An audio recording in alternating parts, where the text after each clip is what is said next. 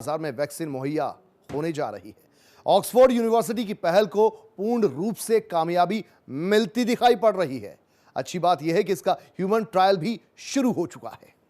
यह रिपोर्ट देखिए।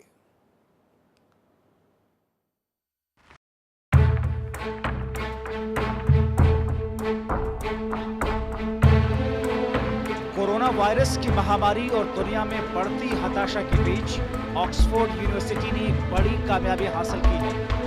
Oxford university के वैक्सीन बनाने की प्रक्रिया को कामयाबी मिलती हुई दिख रही है। सुकून देने वाली बात यह है कि अब इसका 3 चरणों में ट्रायल भी शुरू हो रहा है।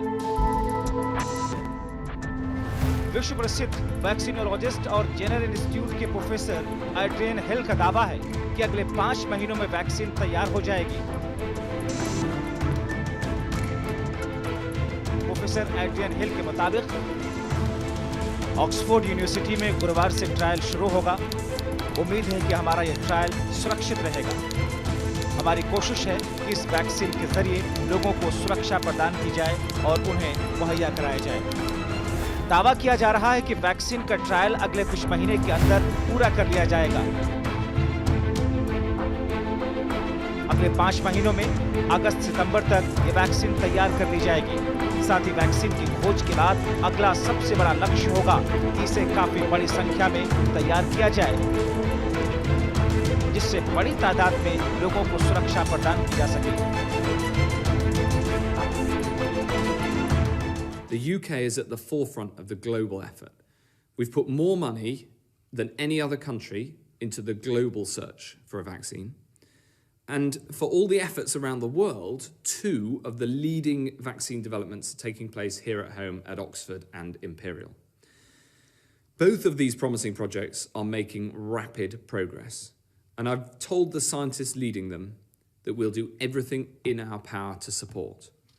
First, I'm today making £22.5 million available to the Imperial project to support their phase 2 clinical trials, which are going to assess a sample of several thousand, and for them to begin the work on subsequently a very large phase 3 trial. दावा यह भी है कि सितंबर तक 1 million dose तैयार कर लिए जाएंगे, जबकि साल के अंत तक 100 मिलियन डोज तैयार कर लिया जाएगा।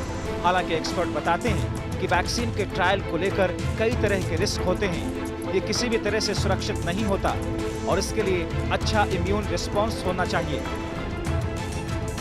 मगर अभी तक जो ट्रायल किया गया है वो उत्साहवर्धक रहा है। अभी तक जानवरों पर इसका ट्रायल हुआ है, मगर इस नए कदम के लिए ब्रिटिश सरकार ने मंगलवार को 20 मिलियन पाउंड यानी कि 189 करोड़ रुपयों के करीब खर्च करने की घोषणा की है।